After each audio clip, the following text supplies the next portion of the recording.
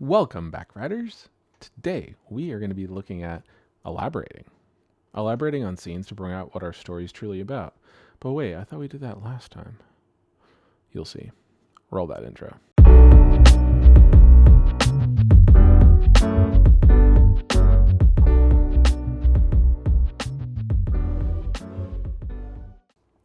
Okay, so we're using the same rubric as we did last time, with elaboration for being a 2, a 3, or a 4. And at the top, like last time, number 2 is adding more to the heart of our story with the things we know to add. Number 3 is making sure we've really developed characters. And number 4 is making sure that what we add is really contributing to the deeper meaning of our story. And that's what you're going to see here in my flashback addition to last revision. In other words, instead of just adding in the part from last time or sticking with the part from last time that we know wasn't very good, I am just going to start with the part that I fixed last time, the revision. So I'm not going to read through the whole revision, but basically the last paragraph goes like this. Lining up next to Mitchell, I was filled with dread. I knew I shouldn't be doing this. I knew what my parents had told me. I knew better than to disobey them. Well, I wasn't afraid and didn't think I would get hurt. I felt guilty.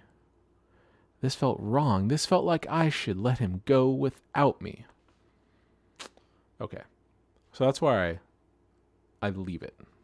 That was where I finished the last revision. And now we're going to do a flash forward. And this flash forward is going to have one purpose. The purpose we've been talking about this whole time. Bringing out the true meaning, the deeper meaning of my story.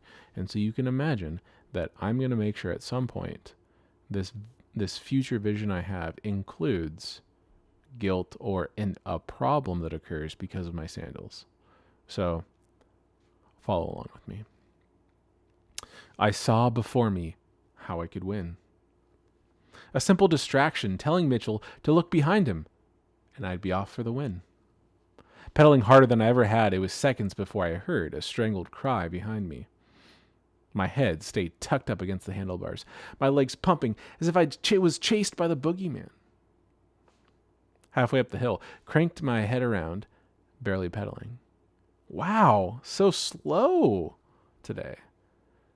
I guess you're just better at riding bikes than I am, Mitchell would reply in frustration. Laughing tears of joy, I whipped my head back around and put on one last burst of speed. As I powered across the finish line, there would be Jessica from school, running towards me to wrap her arms around my shoulders. Wow, how are you so fast and strong? I blinked, and that was not Jessica, but my mom, staring daggers at me, arms crossed. What was she doing here? Grabbing me by the ear, she spoke harshly. Jonathan Charles, what are you doing wearing sandals on your bike? But Mom, I've heard enough from you. Get your butt back inside this moment. You're grounded. Forever. I shook my head, watching visions of torture. Go, Mitchell yelled. I was left staring dumbly ahead as he pedaled further and further away. Okay. So, in my flash forward, I have this perfect moment where I'm winning. It's like I'm daydreaming about how I would win this race. And, as like a 5th grader at school, your crush magically shows up and it's this daydream scenario. And she's so impressed by how fast I am at riding my bike. But of course, she morphs into my mother, who is basically dragging me off of my bike and telling me I'm grounded forever. Sandlot. So then, this daydream is interrupted.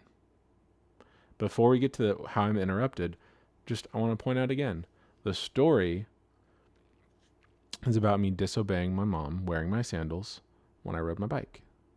And so in my daydream, the daydream is interrupted and becomes like a night dream? Nope. Daymare? That's weird. It would be a daymare.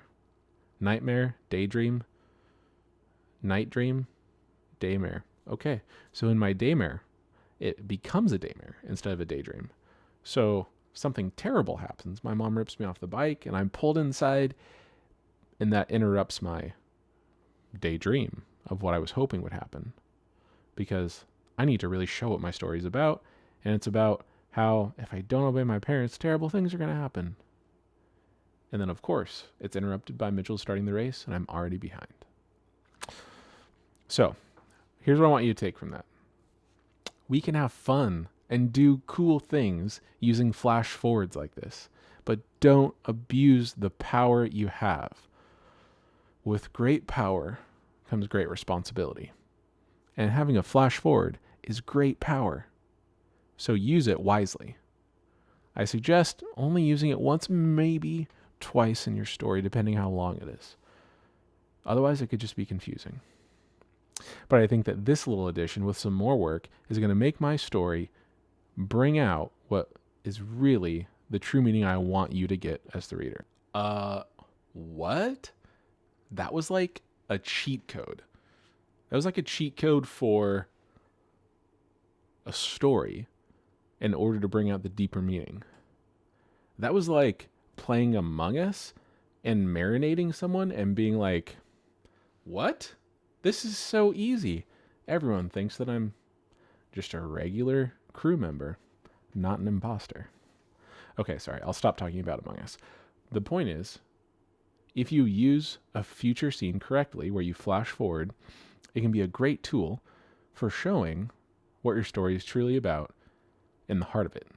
So it really emphasizes it and brings it out that much more. I encourage you to try this out today in your assignment. Until I see you next time, happy writing.